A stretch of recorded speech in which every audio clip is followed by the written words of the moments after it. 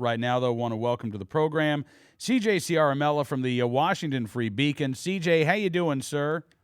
Hey, I'm doing great. Thanks for having me on, Cam. You bet. You had a story today. This is very interesting. One of the arguments we've heard from the Obama administration is that new gun control laws are needed here in the United States because right now our laws are so bad that the Mexican drug cartels, they can just, walk into a gun store, they can buy thousands of guns at a time, they can pull a dump truck up to the back, fill it up with guns, take them across the border, and then, days later these guns are recovered at crime scenes in Mexico. So we need to ban guns here. We need to have more restrictions on FFLs and things of that nature.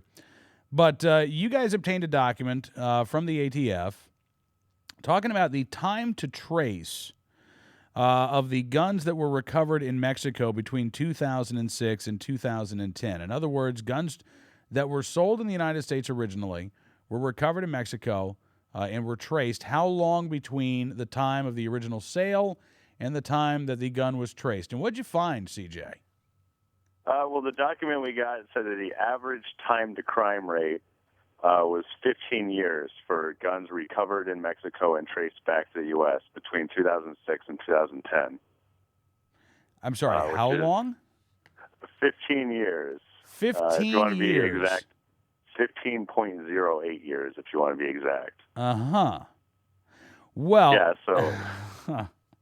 Now, as you write, the lengthy interval between guns being sold and recovered suggests that the Obama administration's claims that illegally purchased American guns are fueling violence in Mexico's drug war are overblown.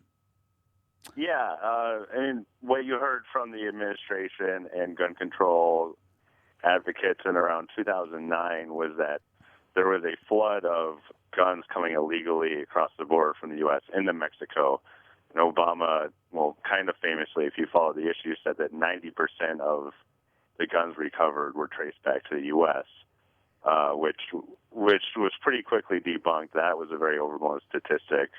But what was interesting, you weren't getting a lot of hard numbers and, this kind of information. And we got a hold of this, and it was pretty eye-opening. Right. That the average time was 15 years, which suggests that these guns come in slower and take a lot longer, take a lot of time to get into the hands of violent criminals. Which, again, I mean, that makes sense. One of the things that has been constantly overlooked in the Operation Fast and Furious reporting was a memo from a State Department employee. I believe it was located in Mexico City.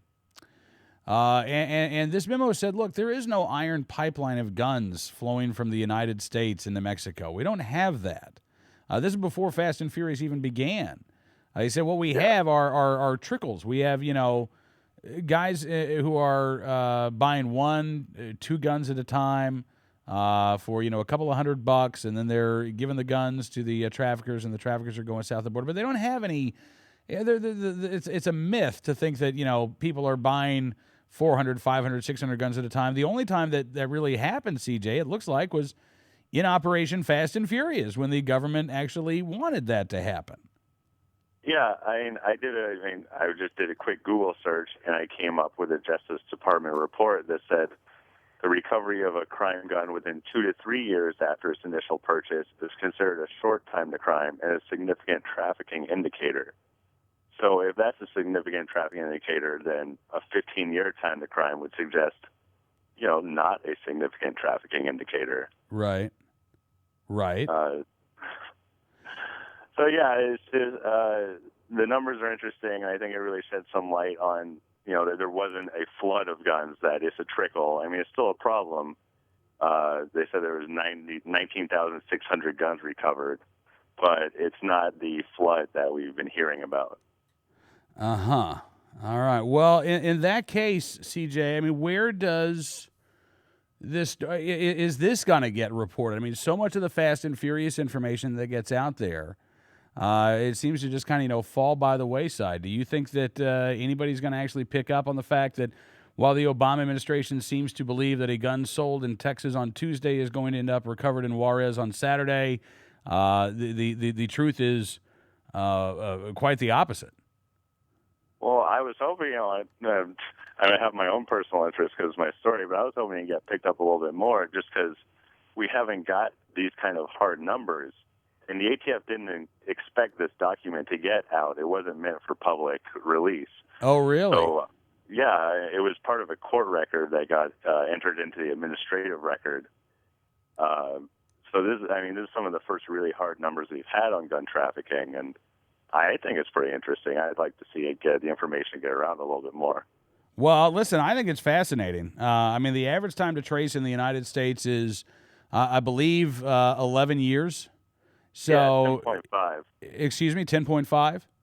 Yeah. So the idea that, the average time to trace in Mexico is, 4.5 years longer, that does not lend any credence whatsoever. And in fact, it really blows some major holes in the Obama administration's theory that quote-unquote weak gun laws are facilitating violence in Mexico. Yeah, it's just, the numbers that they were throwing out there were completely overblown. They said the 90% number got shot down really quick. And the most I've heard that sounds even realistic is 36%. I've heard as low as 12% of the guns confiscated were positively traced. Right. So, I think getting these kind of hard numbers will go a long way towards getting towards a realistic view of gun trafficking. Yeah. Well, listen, CJ, again, I really appreciate you coming on the program, sir, and keep up the great work there at the Washington Free Beacon, will you? Absolutely. Thanks for having me on, Cam. All right, you bet. CJ Ciaramella joining us here tonight on Cam and Company.